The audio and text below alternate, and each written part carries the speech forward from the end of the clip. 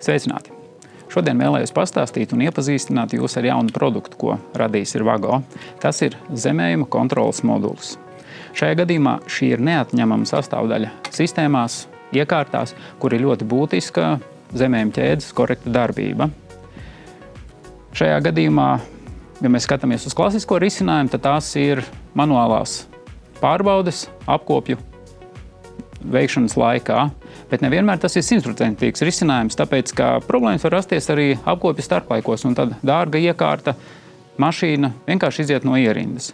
Tāpēc Vago piedāvā izmantot šo te moduli, kurš kontrolē zemējuma ķēdes pretestību.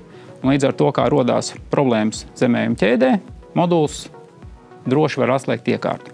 Kā piemēru var minēt šo te stendu, un mēs varam nodemonstrēt, kā tas viss notiekās. Šajā gadījumā problēmas ar zemējuma ķēdi mēs imitēsim ar 500 ohmu rezistoru, kur mēs ieliekam ķēdē.